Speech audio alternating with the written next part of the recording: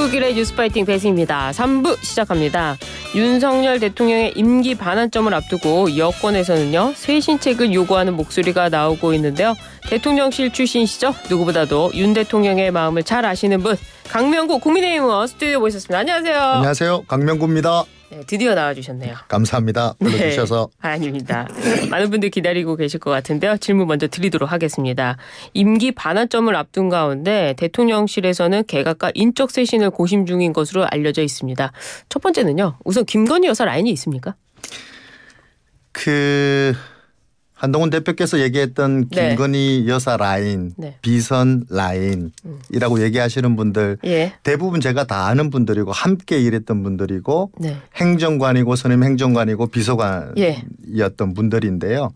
그분들 저와 함께 3년 전에 초창기 멤버로 정권 교체하는데 선두에 섰던 전방위에 섰던 분들이고요. 네. 이분들이 뭐 여사님하고 친한지 그 중에서는 또 여사님 전화번호도 없고 얼굴 한번 뵌 적도 없는 분도 계시더라고요. 그런 분들을 어떻게 비선이냐 예. 문제가 있으니 인적 쇄신하자라고 예. 얘기하는 것은 좀 맞지 않다. 개념 정리를 어떻게 할 것이냐 예. 기준을 어떻게 잡을 것이냐가 중요한데 여당 당대표께서 네. 대통령께 말씀드리는 인적 쇄신안이 5급 행정관이나 3급 행정관이 돼서야 되겠느냐. 우리가 보통 인적 쇄신은요. 정책 쇄신하자. 네. 국정 쇄신하자. 국민의 눈높이에 맞지 않아. 우리 지지율이 많이 떨어졌기 때문에 그 국면 전환용으로 인적 쇄신을 하자. 그러면 총리를 바꾸든지 그렇죠. 장관을 바꾸든지 아니면 비서실장 수석들을 바꿔야 되는데 너무 지엽적인 문제로 물론 그분들 중에서 개인적인 문제가 있거나 공직 비위가 있는 분이라면 가감하게 문제 제기를 해야 된다고 저는 생각하는데 이게 모든 것이 여사하고 친하기 때문에 여사의 비선이기 때문에 여사 라인이기 때문에 인적 쇄신을 해야 된다. 이것은 여사에게 모든 책임을 전가하겠다라는 민주당의 나쁜 수법 정치 공세와 똑같다. 이런 거는 이제 하지 말아야 된다. 단호하게 우리가 막아내야 된다라고 생각합니다. 한동훈 대표가 그 야당과 같은 나쁜 수법을 썼다 이렇게 한 줄로 정리해도 될까요? 대표께서도 아마 진정성 있는 의견을 드렸을 거예요. 근데 제가 말씀드리는 거는 우리 여당 대표님이잖아요. 대통령께 요구하는 인적 쇄신안이 5급 행정관, 3급 행정관이었어야 되겠습니까? 너무 지엽적이다. 이 말씀해 주셨는데요. 이번에 개각에 대해서는 사실은 그 윤석열 대통령은 국면 돌파용으로 쓰지 않겠다 이렇게 말씀하셨는데요. 얼마 전에도 홍준표 시장을 비공개로 만나고 하셨습니다. 정말 그 총리 교체도 하겠다 이미 오래전에 말씀하신 것 같은데 혹시 홍준표 총리 가는 겁니까? 저는 처음 듣는 얘기고요. 아 그러세요? 그리고 흔히 말하는 인사라는 건 대통령님의 고유 권한이고 일국의 대통령께서 이 인사하는 데 있어가지고 심사숙고하지 않겠습니까? 그 부분을 우리가 이래라 저래라 하는 것도 말이 되지 않아요. 하지만은 참고 기다려야 된다 이렇게 생각합니다. 그래요. 한덕수 국무총리 교체의 부분에 대해서는 이미 오래전에 나왔던 이야기인데요. 이번에 변화가 있을까요? 지금 대통령께서 심사숙고하고 계신 걸로 알고 있고 교체를 염두에 두고 있다 이 말씀이십니까? 제가 교체 여부를 알 수는 없죠. 우리가 대통령 속마음까지 들어갈 수가 없기 때문에. 마음을 잘 아시는 분이신데요. 그래도 지금 여기 방송에 나와서 제가 대통령님의 복심이다. 마음을 잘 알기 때문에 총리를 교체할 거다라고 얘기하는 거는 제가 그 대통령 인사권에 대한 얘기이기 때문에 그건 맞지 않고요. 심사숙고하고 계실 거다 정도만 하겠습니다. 그래요. 이 4대 개혁을 추진 중이시지 않습니까? 그 관련해서 주무부처 장관도 교체를 할 예정이십니까?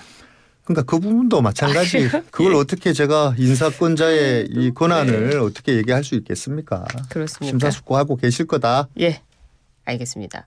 이 김 여사와 관련해 가지고요. 어제 김상훈 정책위 의장이 오늘 당정 간의 회의에서 아마 용산에서 김건희 여사 활동 자제와 사과를 할 수도 있다. 이런 카드를 상상보다 더한 카드를 준비하고 있다. 이렇게 또 이야기를 했었는데요. 김 여사가 사과를 하나요?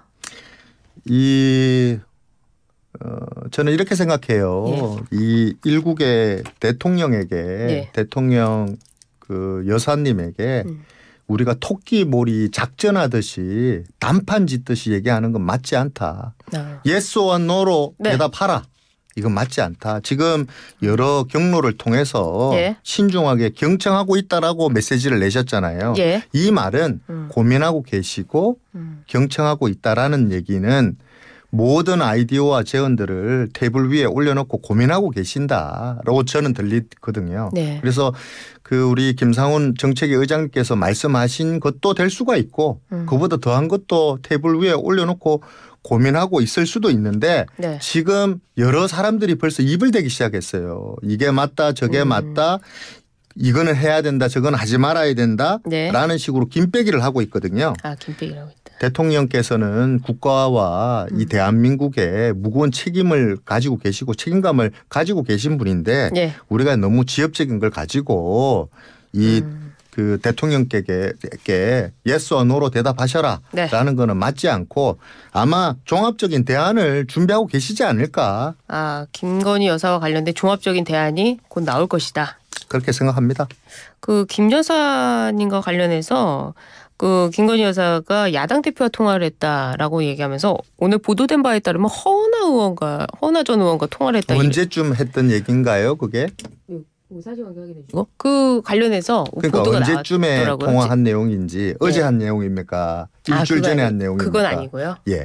얼마 그 보도된 내용은요. 야당 의원과 통화를 했다. 그런데 그 의원이 바로 허은하 전 의원이었다. 이런 얘기까지 나왔습니다. 허은하 전 의원에게 언제 전화하신 거죠? 7월 정도로 작년 7월. 7월 정도로 조선일보가 오늘 보도를 했죠. 지난 7월. 지난 7월로 작년 7월인가요? 지난 7월. 그러니까 올해죠. 올해 7월에 올해 7월에 허은하 대표하고 억울하다. 내가 뭘 잘못했느냐 이런 통화를 했다고 조선일보가 보도를 했더라고요. 어떻습니까? 사실일까요? 저는 뭐 사실 여부는 곧 밝혀질 거라 생각하고요. 뭐 대표하고 통화할 수 있다고 봐요. 그래요? 뭐 그 허은하 대표가 우리 국민의힘에 계실 때 지금 통화했다는 얘기인 것 같은데. 아니죠. 아닙니까? 개혁신당이 있을 때. 개혁신당이 있을 때 얘기인가요? 그거는 팩트 체크를 한번 해봐야 될 것 같습니다. 아직 잘 확실하게 확인이 저도 안 뭐 됐으니까. 사실관계를 보지 못했기 때문에. 여러 가지 방안을 생각해보고 계신다고 하니까 야당 대표와도 통화를 할 수 있다 뭐 이 말씀이시네요. 그 최근에 그 한동훈 대표는 특별감찰관제를 계속해서 주장하고 있습니다. 지금 여당 내부에서도 반대 목소리가 나오고 있는데 이 부분은 어떻게 보세요? 특별감찰관 문제는요. 이 한동훈 대표께서 그 절차적 정당성을 만드시면 될 것 같아요. 절차적 당위성을 만들면 될 것 같아요. 원래 이 문제는 특별감찰관 문제가 이게 옳고 그름의 문제가 아니거든요. 따지고 보면은요. 여기 우리 당 내부에 계시는 분들께서 이거 반대하실 분 계실까요? 이거 반대할 사람 없을 거라고 생각해요. 그런데 지금 일부 분열을 주장을 하시는 분들의 말은 용산이 반대하고 있다.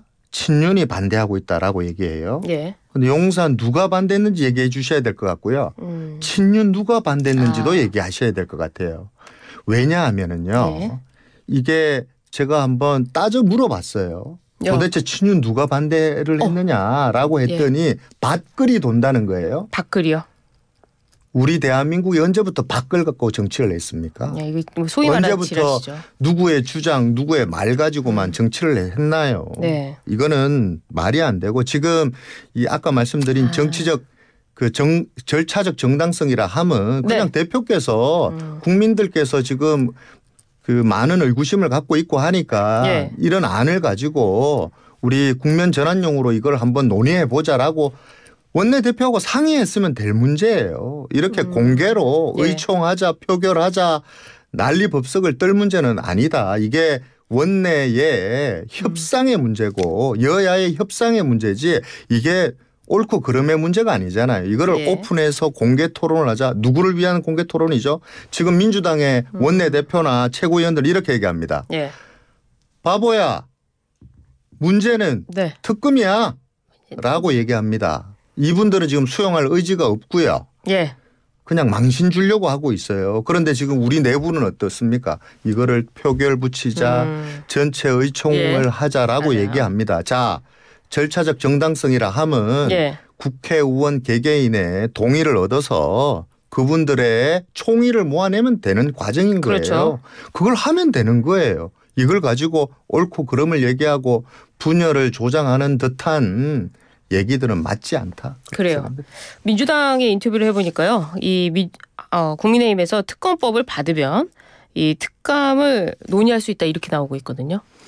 그러니까 지금 이렇게 갈 거예요. 제가 생각할 네. 때는 이 특별감찰관 문제가 아까 여야 협상용이라고 제가 그렇죠. 말씀드렸잖아요. 예. 우리가 가지고 가야 될 협상용의 카드를 다 버리고 간다는 거 아니에요. 그렇죠. 우리 지금 북한 인권 문제. 이사 추천 문제도 그냥 버리고 가자. 예. 다 이거 의총에 올려놓고 가자. 예. 뭐 이렇게 얘기하잖아요. 근데 거꾸로 얘기해 봅시다. 민주당은요. 오케이 수용할게 대신에 당신들은 추천해서 배제할 거야. 우리는 그냥 우리가 3명 다 그냥 추천할 거야. 예. 라고 또 망신을 줄 거예요. 아. 이거는 지금 협상의 문제지. 이게 특감도. 옳고 그름의 문제가 아닌 거예요. 이게. 근데 한동훈 대표는 왜 이렇게 주장을 합니까? 여쭤보셔야 될 것 같아요. 제가요. 예. 당내에서는 알 수가 없는 상황이군요. 알겠습니다. 근데 이제 주장하는 이유가 이걸 통해서 국민들에게 뭔가 우리가 실질적인 혁신을 해 나가고 있다라는 모습을 보여주고 싶은 그 대표의 그 충정은 알 것 같아요. 그러나 이게 지금 형식이나 방식이 조금 잘못됐다. 왜냐하면 의총 공개하자 투표하자라고 또 싸울 거예요. 싸우겠죠. 방법론 가지고 또 싸울 거예요. 그렇지 않겠습니까? 그렇겠죠. 좀 더 신중할 필요가 있고 여야 협상용을 어떻게 우리가 진행할 것인가도 한번 제대로 한번 들여다봐야 된다. 그렇게 그래요. 생각합니다. 한동훈 대표가 오늘로써 당대표 취임 100일을 맞이하지 않습니까? 또 기자회견을 엽니다. 어떤 성과에 대한 부분보다는 김건희 여사에 대한 메시지가 나올 것이다 이렇게 예측이 있어요. 그래요? 확실한가요? 아니 제가 근데 여쭤보는 거죠. 이제 청취자분들이 궁금해하시니까요. 우선 대표님 취임이 예. 벌써 100일이 됐군요. 축하드리고요. 네. 뭐 축하하시는 거 맞죠? 예, 축하 맞아요. 네. 축하해줘. 우리 당의 대표님이에요. 네. 당연히 축하해야 되고요. 어떤 메시지가 나올까요? 기자회견에요? 뭐 어제 강강양양 뭐 얘기하신 것 같아요. 예, 이게 강강양양이라는 게 이게 뭐 사자성어는 아닌 것 같고요. 인터넷에 나오는 신조어 같은데 그렇군요. 아마 강강양양이라는 게 어떤 우리 보수 정치의 가치를 얘기하신 건 아닌 것 같고 강강양양이라는 어떤 애티튜드 태도를 얘기하신 것 같아요. 예. 그래서 이 애티튜드가 중요하니까 뭐 이걸 얘기하신 것 같은데 저는 보수의 가치나 우리 철학이 개인의 자유, 가족, 공동체를 위한 책임과 헌신 그리고 전통을 존중하면서 점진적인 변화 이게 우리 보수의 가치라고 생각하거든요. 우리 그런 말 있잖아요. 대표님 혼자 가시지 말고 함께 가시기를 바라고 우리 전체 국회의원뿐만 아니라 우리 당원들이 바라는 곳으로 함께 손잡고 통합의 메시지를 내시면서 앞으로 나아가기를 강력히 초선 의원으로서 희망합니다. 네. 어제도 여권 중진 의원이 이 한동훈 대표를 향해 갈등이 아닌 소통에 나서달라. 지금 말씀하신 건 이제 통합의 메시지 말씀하셨는데요. 구체적으로 어떤 게 있을까요? 옛말의 책 제목에 예. 혼자만 잘 살면 무슨 재민겨? 라는 말이 있어요. 한동훈 대표 혼자만 잘 살면 무슨 재미냐? 아니 함께 가야죠. 우리가 이제는 이 분열의 역사 우리 경험 한번 했거든요. 우리가 친이 친박 싸우면서 얼마나 오랫동안 많은 당원들이 고통을 당했습니까? 그렇죠. 얼마나 많은 분들이 지지자들이 그 고통 속에서 살았습니까?